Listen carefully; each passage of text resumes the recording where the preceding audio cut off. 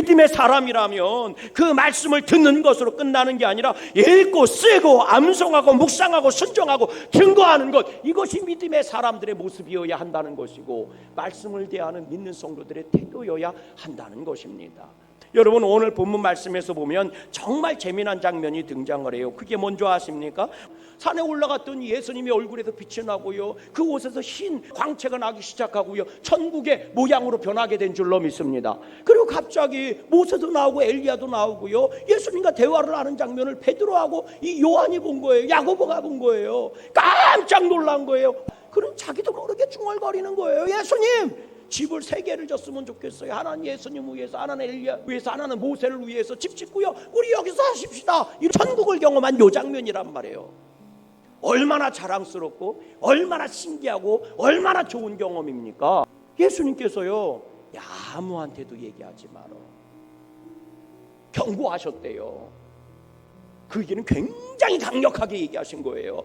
언제까지 얘기하지 말라는 얘기예요. 예수님이 죽으셨다가 부활하실 때까지, 다시 말하면 주님께서 죽었다가 사흘 만에 다시 부활하시고 살아나시는 경험을 하기 전까지는 이 얘기 하지 말아라. 주님께서 왜 제자들에게 이렇게 함구령을 내리시는 걸까? 이유는 간단합니다. 지금 제자들은요, 예수님을 온전히 알지를 못해요. 지금 제자들은 예수님이 하셔야 될 일, 사명에 대해서 제대로 이해를 못하고 있는 거예요. 예수님이 하나님의 아들인 건 알겠어요. 예수님이 우리를 구원하러 오신 그리스도인 걸 알겠고 메시아인 건 알겠어요. 예수님의 그 놀라운 능력도 경험했고 기적도 봤어요. 그런데 도저히 이해할 수 없고 인정할 수 없는 얘기가 있어요.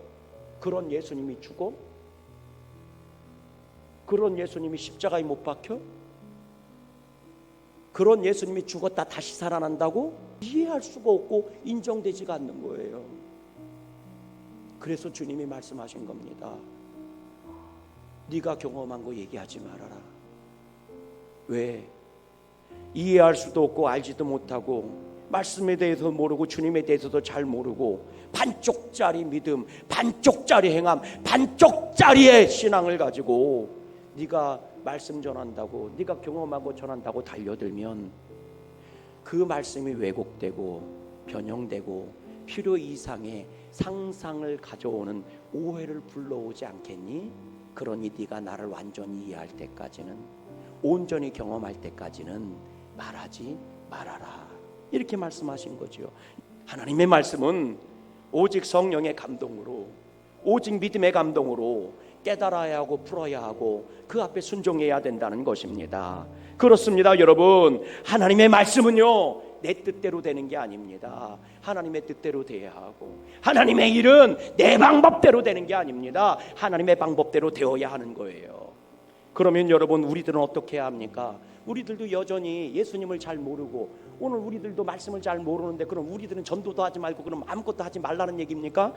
이해가 안 되지요. 인정이 안 되지요. 그러니까 베드로가 사단이 돼서 예수님의 앞길을 막는 거예요. 그러니 예수님께서 천국을 보여주시고도 내가 부활할 때까지는, 부활을 너희가 경험하기 전까지는 얘기하지 말라라. 그리고 입을 닫게 시키는 거예요. 그런데 여러분, 제자들이 그럼 이해 못한다고 해서, 인정할 수 없다고 해서 그냥 말씀을 갖다 버렸느냐? 오늘 성경은 그렇게 얘기하지 않아요. 한 귀로 듣고 끝나는 게 아니라 그들은 말씀을 귀로 듣지 않고 눈으로 보지 않고 가슴으로 받았다는 얘기입니다. 이해할 수 없는 말씀이에요. 제자들이 인정할 수 없는 말씀이었다고요. 그들은 그 말씀을 이해할 수 없다고 갖다 버린 것도 아니고, 인정할 수 없다고 뒤로 내팽개친 것도 아닙니다. 가슴으로 받았다고요. 가슴에 새기고 마음으로 받았다고요. 내 주님이 말씀하신 거니까 가슴으로 받는 거, 이게 믿음인 거예요. 저는 이 양보 땅에 하나님의 말씀이 살아 돌아다녔으면 좋겠어요. 그러기 위해서 여러분, 저와 여러분들의 가슴 속에 주님의 말씀이 들어와야 합니다. 성경은 이렇게 말합니다. 그들은 마음에 말씀을 담았다는 거예요. 말씀이 생명이에요.